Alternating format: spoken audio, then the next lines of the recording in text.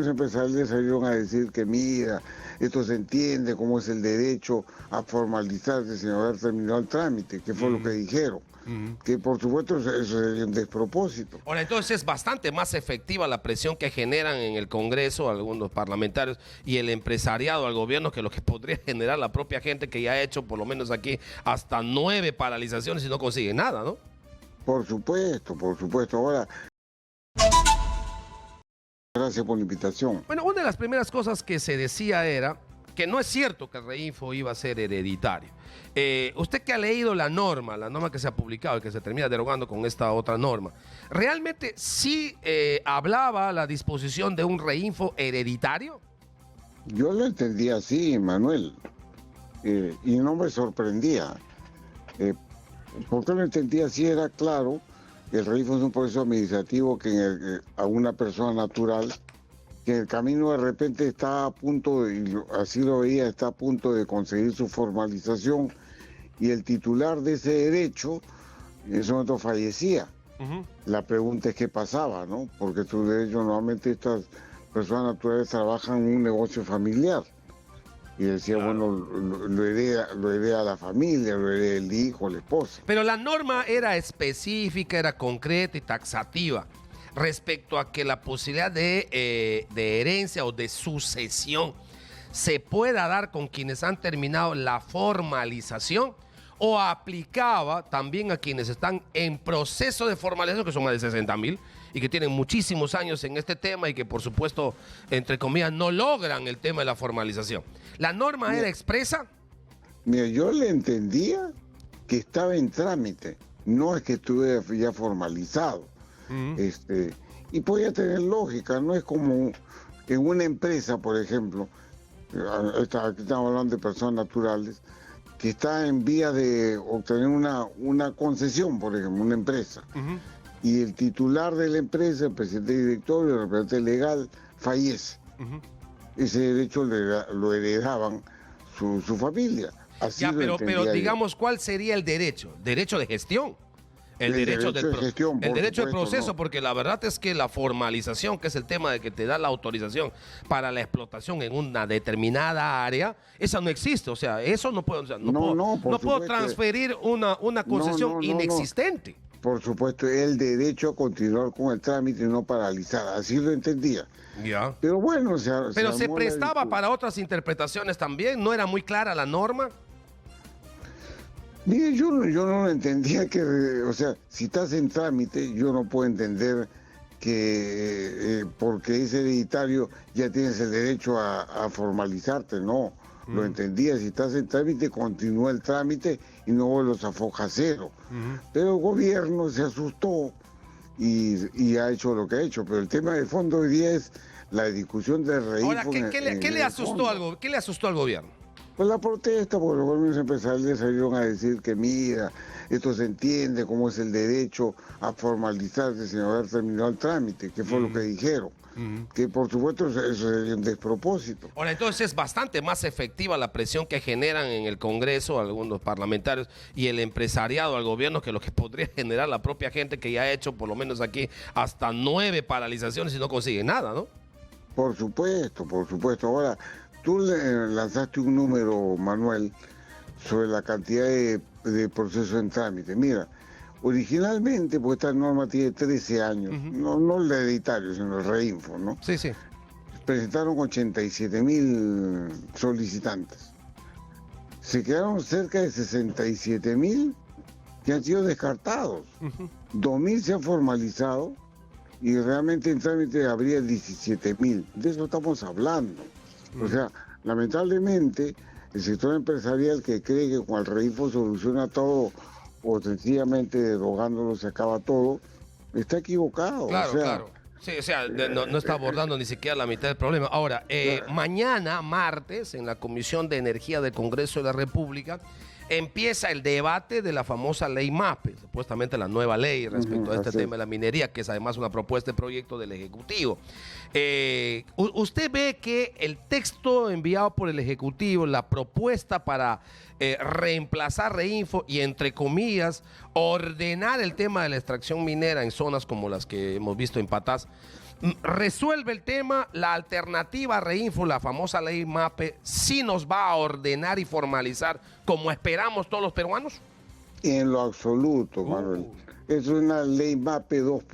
Es una ley Reinfo 2.0. ¿Por qué? ¿Por qué? Explíquenos. Porque, digamos, esto está dirigido tanto el Reinfo como la ley MAPE a una voluntad de la persona que sea informal a formalizarse. Y la pregunta es la siguiente, o sea, hoy día, ¿de cuánto estamos hablando de dinero en la minería informal e ilegal? 10.000 millones de dólares menos. 8.500 millones de dólares Exacto. al año. 10.000 millones, Manuel, sí, o sea, ese es un problema económico, una zona de aduana, una zona de tributación, de un sector policial, un sector militar que se hace de la vista gorda con tanto dinero. Entonces, aquí las voluntades, yo quiero formalizarte, se caen por sí solas. Es un tema que tendría que empezar a ajustar. Por es decir, si se sigue la discusión, se llega a aprobación, tiene dictamen, pasa al pleno, se da la primera, se da la segunda votación, vamos a estar en el mismo concepto. Por supuesto. Tú que estás en proceso de formalización, que no has tenido tu Reinfo, ahora vas a seguir en proceso de formalización, solo que con nuevo nombre. Claro, pero no hay ningún hecho efectivo que te motive a ser formal. O sea, con 8.000 millones de dólares al año de informalidad, ¿tú crees que alguien tiene vocación a formalizarse? Ya tienen un sistema con lo cual parte del informal, porque todo se va afuera. Y entonces, ¿qué hay que hacer? Si no es un asunto del marco legal, el marco legal que se va a hacer y va a reemplazar a Reinfo no va a resolver, ¿qué hay que hacer? Mira, ¿cómo es que comienzas al menos a detener parte de la informalidad? Porque todo el resto, todo lo que se produce informalmente se va fuera del país. Tiene como destino la India, Emiratos Árabes Unidos, Arabia Saudita. Empieza a ajustar en aduanas, que es donde se hace la vista gorda con la informalidad, con documentos falsos. Si tú comienzas digamos, a ajustar que no pueden exportar, la actividad se comienza a caer por sí sola, porque no hay incentivo económico. ¿Qué hago con producir si no puedo vender?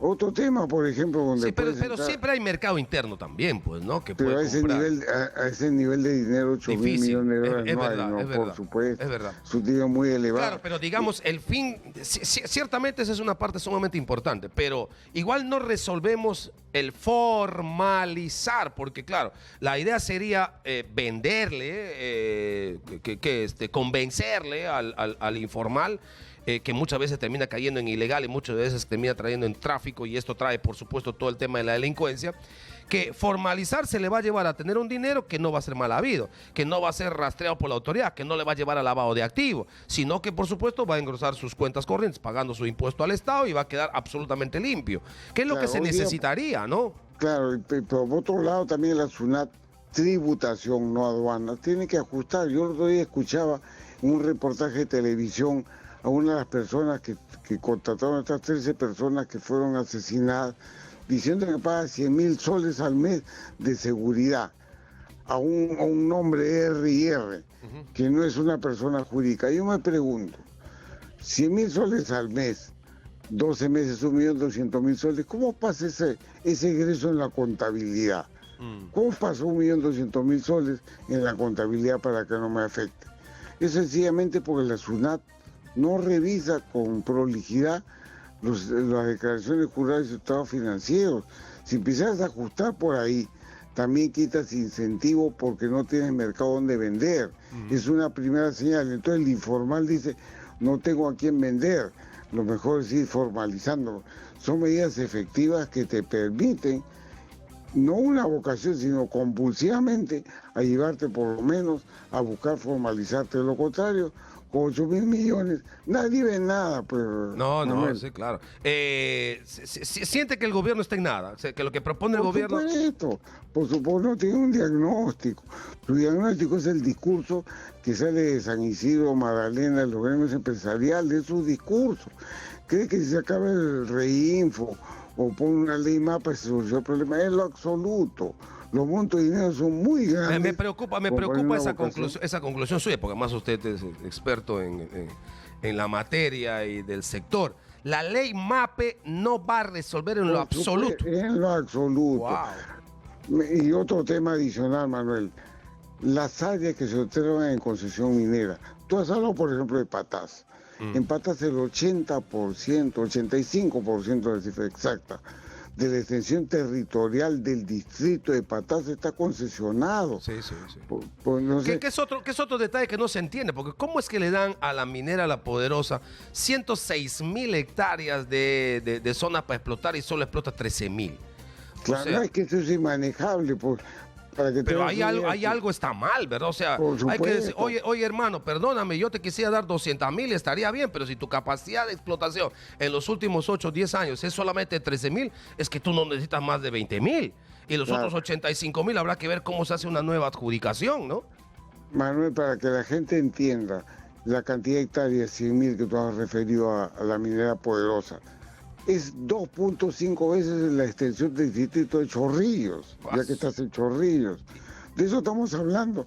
¿Qué empresa va a poder gestionar extensión de terreno? Claro. No va a poder. Y claro, y termina eso siendo una tentación para la gente que no tiene dónde explotar, entonces explota lo que no explota la minera, lo que tiene bajo su amparo, pero no lo usa. Por supuesto, y por otro lado, una cosa que nos dice es que en el distrito de Patás, la explotación del oro a pequeña escala, empezó con la conquista en 1600. Ya había actividad minera en Patás. Esto es un tema histórico del minero unipersonal, del pequeño minero de extraer oro. Sí. Entonces es un problema social, es un problema de ojos con cataratas de la autoridad tributaria y exportadora aduanera. Claro. Y de la autoridad, oye, ¿cómo puede ser posible, Manuel? Pasan 92 toneladas a la exportación. Es una bestialidad. Y nadie lo ve nada, o sea, no hay una garita que vea nada. La gente debe estar con glaucoma, pues ciertamente, por el tipo de ceguera, ¿no? Gracias por sus declaraciones, ha sido usted muy gentil, César Gutiérrez.